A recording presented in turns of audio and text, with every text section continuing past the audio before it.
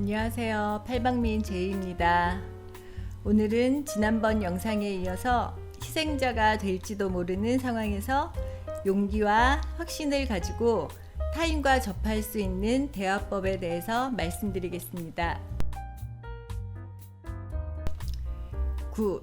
자신의 요구를 관찰하기 위해 상대방의 상사를 만나는 것을 두려워해서는 안 된다.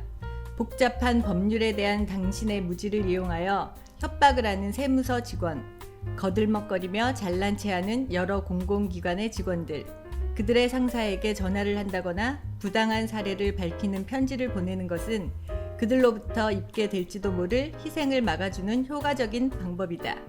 그들 때문에 일이 해결되지 않을 경우 그들의 상사를 직접 방문하겠다는 단호한 태도를 보여줘라. 그리고 필요하다면 실제로 그들의 상사를 방문하도록 하라. 10. 당신을 이용하고자 하는 사람을 대할 때에는 냉정한 태도를 취하라. 두려워하거나 곤란한 듯한 태도를 보여서는 안 된다. 어떠한 경우든 그로 인해 당신의 가치나 행복이 손상되지 않는다는 점을 항상 명심하라. 승리냐 패배냐는 그렇게 중요한 게 아니다.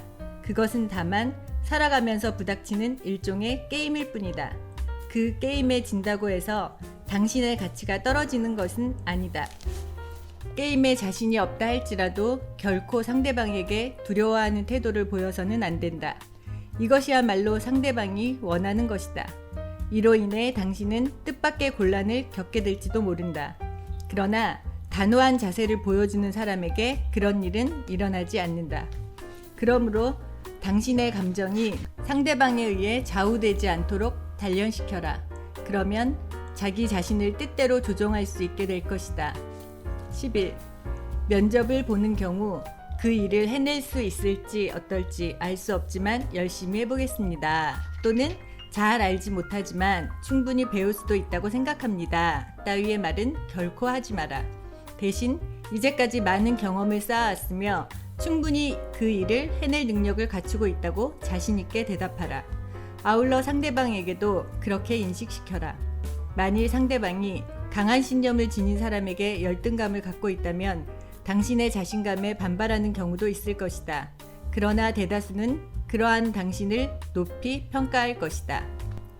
12. 자기 자신의 개인적인 일에 대해 이야기하기를 꺼리지 마라. 그 때문에 곤란해지지나 않을까 하는 두려움을 버려라. 그런 생각은 99%는 잘못이다.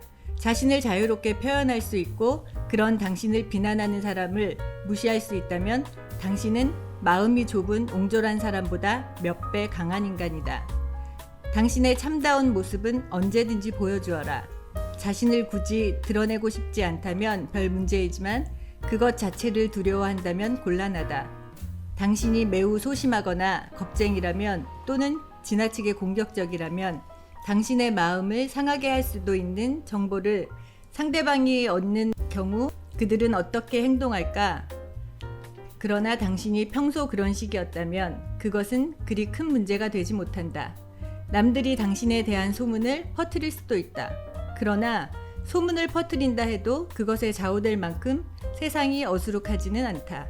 본래 세상이란 당신이 싫어하든 말든 근거 없는 말이 떠돌게 마련이다. 그렇다면 남들이 근거 없는 소문을 낸 것보다 당신이 자신의 이야기를 직접 한 것이 나쁜 까닭이 없지 않은가. 13. 만약 누군가가 약속을 이행하지 않는다고 생각될 경우에는 강경한 조치를 취하라. 예를 들면 자동차를 정비할 경우 청구액이 얼마나 나오든 지불하겠다는 계약서 따위에 서명하는 짓은 절대로 하지 마라. 만약 새 오일 필터가 필요 없다는 말을 해두지 않으면 그들은 그것이 필요하든 필요하지 않든 반드시 새 것을 하나 팔려고 애쓸 것이다. 부당하다고 생각되는 청구에 대해서는 납득될 때까지 설명을 요구하라. 사소한 일이라고 지나쳐버려서는 절대 안 된다. 고지서나 청구서 따위는 반드시 자세히 살펴보는 습관을 길러라. 잘못이 발견되었을 경우 자신의 주장을 정확하게 회사 측에 알려 시정하도록 해야 한다. 만일 그것이 고의적인 것이었다면 거래를 중지해야 한다. 또는 소비자 보호원 등의 진정서를 보내도록 하라.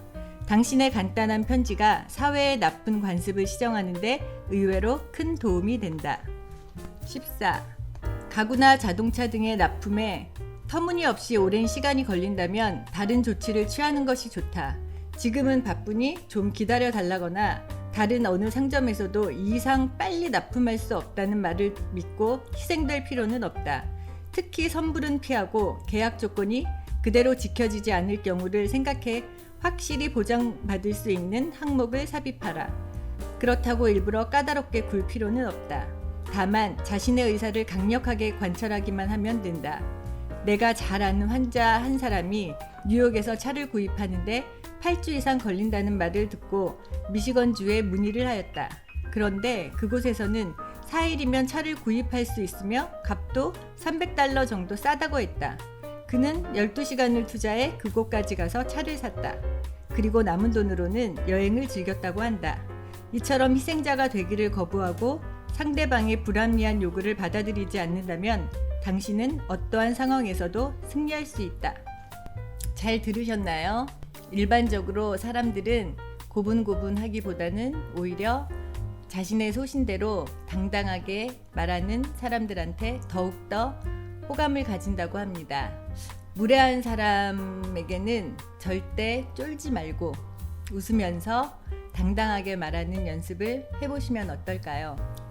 끝까지 영상 시청해 주셔서 감사합니다. 다음에는 더 좋은 영상으로 찾아뵙겠습니다. 감사합니다.